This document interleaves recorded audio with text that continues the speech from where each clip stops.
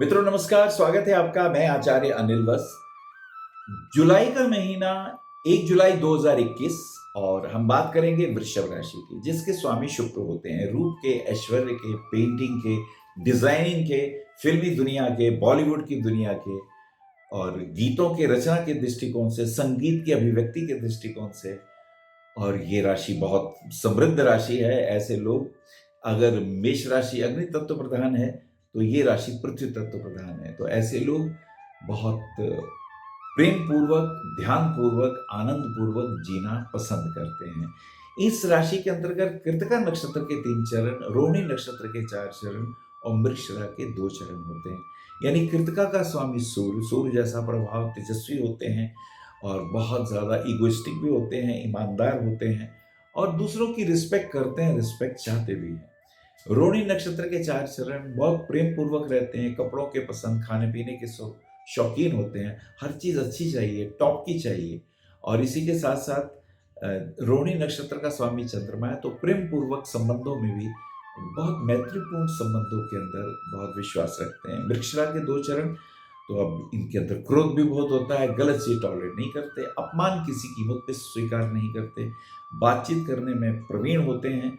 ये इनके नक्षत्रों के प्रभाव मैंने आपको बताए। आइए देखते हैं पहली, दूसरी, तीसरी तारीख जुलाई के महीने में कैसा गुजरने वाला है। पहली जुलाई की अगर हम बात करते हैं, आर्थिक दृष्टिकोण से कहीं धन प्राप्ति के योग दिखाई देते हैं और घर में ये खुद ही बड़े होते हैं। अगर बड़े भाई हो तो उनके साथ संबंध मधुर बने रहते हैं, लेकिन डिस्टेंस बना रहता है। इसी के साथ साथ पैरों में ध्यान रखिएगा, कोई स्किन इन्फेक्शन ना हो, कोई तकलीफ ना हो, दिस इज इम्पॉर्टेंट। और ये समय पॉजिटिव, अच्छा, बिजनेस के पॉइंट ऑफ व्यू से भी लाभदायक रहेगा। 2, 3, 4 3 तारीख को पंचक समाप्त हो जाते हैं और 3 तारीख की स्थिति, फास्ट ड्राइविंग से बचिएगा, रैश ड्राइविंग से बचिएगा, पति पत्नी के संबंधों में प्रेम पूर्वक ज्यादा व्यवहार करिएगा, क्रोध और गुस्से से संबंध बिगड़ जाते हैं। पंचक समाप्त हो जाते हैं आज के दिन। 3, 4, 5, 5 को योगिनी एकादशी व्रत, अगर आप व्रत रखते हैं तो रक्त संबंधी विकार दूर करने की क्षमता इस व्रत में होती है। भगवान विष्णु का स्मरण करिए तो ये बहुत सुंदर रहेगा। ओम अच्युत अनंत गोविंद नाम उच्चारण भेषात नश्यन्ति सकल रोगा सत्यम सत्यम वदम्यहम्। ये बहुत सुंदर मंत्र है। इस मंत्र से हर प्रकार के रोग दूर हो जाते हैं अगर इसका जाप करते हैं। और इसी के साथ साथ 3, 4, 5 योगिनी एकादशी की हमने बातें बताई आपको। समय अनुकूल निकलेगा, पॉजिटिव भी रहेंगे आप। आगे चलते हैं 6, 7, 8। 7 तारीख को बुध का मिथुन राशि में प्रवेश हो जाता है। यहां बुध मिथुन राशि में प्रवेश करते हैं और जब बुध मिथुन में प्रवेश करते हैं तो आपके आर्थिक दृष्टिकोण से बहुत अच्छा होता है। आर्थिक दृष्टिकोण से धन प्राप्ति के योग मिलते हैं ये। और यदि आपका डिजाइनिंग का काम है, यदि आप कवि हैं, लेखन कार्य में जुड़े हुए हैं या सीए हैं, तो ये पॉजिटिव रहेगा। आर्थिक समृद्धि के योग बनेंगे आपके। आगे चलते हैं 8, 9, 10। 9 तारीख को शनिवार, शनिवासरी अमावस्या है। अमावस्या वाले दिन ओम नमो भगवते शनिश्चराय सूर्यपुत्राय नमः ऐसा मंत्र का जाप करें तो ये बहुत शुभ रहेगा। पीपल के पेड़ के नीचे दीपक जलाने से, जल चढ़ाने से भी बहुत से कष्ट दूर होते हैं। एक नारियल जटा वाला सिर से 7 बार एंटी क्लॉकवाइज घुमा के अगर पीपल के पेड़ के नीचे रखेंगे, ऊपरी बाधाएं भी दूर होते हैं, नजर वगैरह लगने के दोष भी दूर हो जाते हैं और कहीं से पैसा अटक रहा हो तो उसके आने के योग बनते हैं। तो ये समय मित्रों के साथ कुछ समय निकलेगा, कहीं बाहर घूमने फिरने की प्लानिंग भी होगी, किसी महिला मित्र के सहयोग से कुछ पॉजिटिव होने वाला है। चलिए आगे चलते हैं। 11, 12, 13। 11 को रथ यात्रा उत्सव मनाया जा रहा है और ये श्री जगन्नाथपुरी में है, उड़ीसा में। तो भगवान विष्णु को प्रणाम करते हुए अगर आप रथ यात्रा में भाग लेते हैं तो ये बहुत अद्भुत मौका है। हर प्रकार के अरिष्ट अनिष्ट दूर हो जाते हैं इससे। आगे चलते 12, 13, 14। 12 तारीख की अगर हम बात करते हैं तो परिवार में माँ के स्वास्थ्य का थोड़ा ध्यान रखिएगा, ये इंपॉर्टेंट रहेगा। और यदि आप कहीं उच्च अधिकारियों से मिल रहे हैं, मंत्रियों से मिल रहे हैं, तो विशेष रूप से मान सम्मान प्राप्ति के योग दिखाई देंगे। कुछ पॉजिटिव आपके पक्ष में हो सकता है। 13, 14, 15। 15 को स्कंद षष्ठी है। स्कंद षष्ठी ये छठी तिथि कार्तिकेय जी को अर्पित होती है, तो उनको प्रणाम करते हुए और बच्चों के पॉइंट ऑफ व्यू से, उनकी एजुकेशन के पॉइंट ऑफ व्यू से अच्छा रहेगा। कुछ अच्छे निर्णय लेंगे, सूक्ष्म बुद्धि से लिए हुए निर्णयों में फायदा होता है। यदि आपका ज्वेलरी का काम है, डिजाइनिंग का काम है, लेखन कार्य से संबंधित है, या अकाउंट क्षेत्र से रिलेटेड है, या आईटी सेक्शन में है, विशेष शुभ पॉजिटिव रिजल्ट आने वाले हैं। 16, 17, 18, 16 को सूर्य का कर्क राशि में प्रवेश हो जाता है। सूर्य जो कि 4th हाउस के लॉर्ड है, जब ये कर्क राशि में आते हैं तो ये ध्यान रखें भाई बहनों के साथ उनके स्वास्थ्य के दृष्टिकोण से थोड़ी चिंता रहेगी। और इसी के साथ साथ कुछ पॉजिटिव निर्णय भी आप लेने वाले हैं। अच्छे मित्रों का सहयोग आपको प्राप्त होगा, ये बहुत विधायक बात रहेगी। अच्छे मित्रों के साथ साथ अगर राजनीति में भी आपका प्रवेश है तो उसमें हो सकता है कि कोई षड्यंत्र आपके खिलाफ रचा जा रहा हो, तो आस्तीन के सांपों से विशेष रूप से सावधान रहिएगा, ये ध्यान रखना है। 17, 18, 19, 17 को शुक्र का सिंह राशि में प्रवेश हो जाता है और 17 तारीख की जो स्थिति आपके लिए स्वास्थ्य के लिए ठीक नहीं है। अपना ध्यान रखिएगा, यूरिक एसिड ना बढ़ा हुआ हो, डायबिटीज वगैरह ना बढ़ी हुई हो, और पति पत्नी के संबंधों में तनाव दिखाई देता है। छोटी छोटी बातों पे तनाव, इस पर विशेष ध्यान रखिए। उन्होंने क्या कहा ये इंपॉर्टेंट नहीं है, आपने क्या प्रतिध्वनि दी, आपने कैसे पलट के जवाब दिया, ये प्रॉब्लम क्रिएट करेगा। अगर वो नेगेटिव जवाब है तो ये तकलीफ देने वाला योग बन जाता है। 18 तारीख को गुप्त नवरात्रि समाप्त हो जाते हैं देवी माँ को प्रणाम करते हुए। 19 तारीख की अगर हम बात करते हैं तो स्वभावतः फास्ट ड्राइविंग से बचना है। पानी में अगर आप तैरने जा रहे हैं तो शाम के समय मत जाइएगा, और व्यर्थ के लड़ाई झगड़ों से बचना है। हस्बैंड वाइफ के रिलेशन में तनाव से तो बहुत बचना है। छोटी छोटी बातों पे तनाव होगा और ये परेशानी वाली बात हो सकती है, तो इन बातों को थोड़ा सा ध्यान रखिए। 20, 21, 22, 20 को हरि शयनी एकादशी चतुर्मास शुरू। भगवान विष्णु शैया पे अब आराम करने जा रहे हैं। ये चतुर्मास के अंदर संत साधु प्रवचन करते हैं, बरसातें होती हैं तो वो रुक जाते हैं गुफाओं में।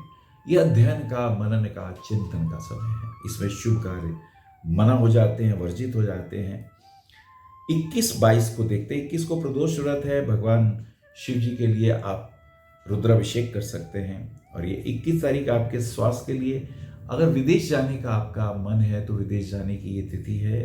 इस दिन योग बनेंगे एस्ट्रोलॉजी के पॉइंट ऑफ व्यू से, अध्ययन मनन के पॉइंट ऑफ व्यू से। और अगर आप मोटिवेटर हैं तो भी रिजल्ट अच्छे आने वाले हैं। और विशेष रूप से ये ध्यान रखिएगा, किसी बौद्धिक पुरुष से कोई मेल हो सकता है, किसी गुरु से मिलन हो सकता है। ये एक पॉजिटिव सा जवाब इसमें आ रहा है। 22, 23, 24 की बात करते हैं। 23 तारीख की अगर हम स्थिति पे गौर करें तो भाग्य साथ देगा। वो जो रुका हुआ फाइनेंशियल स्टेटस रुका हुआ था वो आगे बढ़ जाएगा। पैसे जो आपने लेने थे नहीं मिल रहे थे वो मिलने के योग बन जाएंगे, तो ये समय अच्छा रहेगा।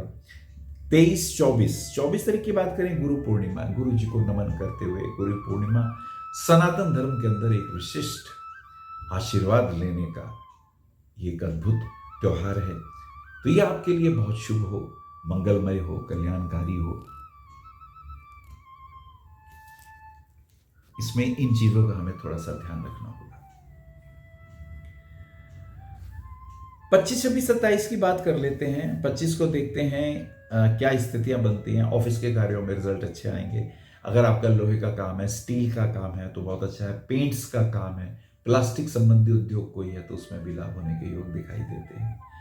और यदि आप आयुर्वेद के आचार्य हैं, डॉक्टर हैं, आईटी सेक्शन में हैं तो रिजल्ट बहुत पॉजिटिव आएंगे। फाइनेंशियल स्टेटस भी बढ़ेगा, नौकरी के पॉइंट ऑफ व्यू से भी लाभ होने के चांसेस दिखाई देते हैं।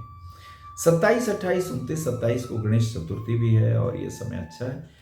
और विशेष रूप से आर्थिक दृष्टिकोण से थोड़ा सा स्ट्रगल होगा, लेकिन लाभांश आपको मिलेगा। यदि आप एस्ट्रोलॉजर हैं या मोटिवेटर हैं तो फायदा होगा।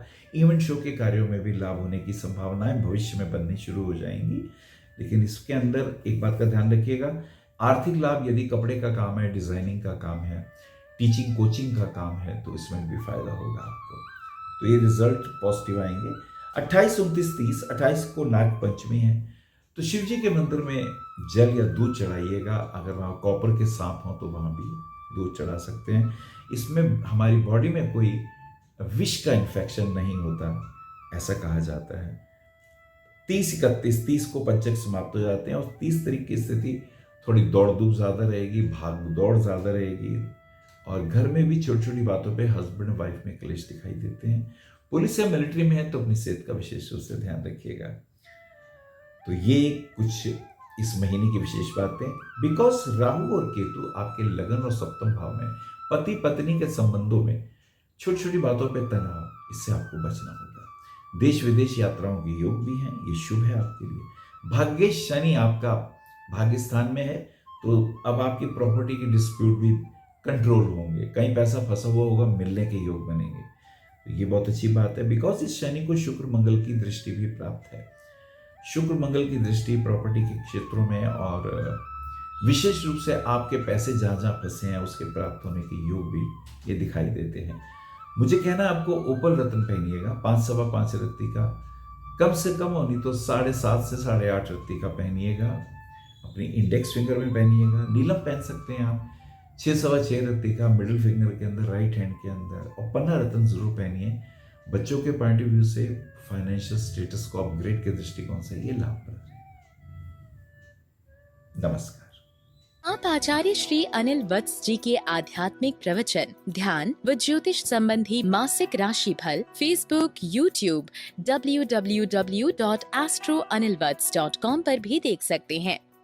For appointment, भविष्य कथन, Monday to Saturday, 11 a.m. to 6 p.m. BE 279, Street number 6, Harinagar, New Delhi 110064.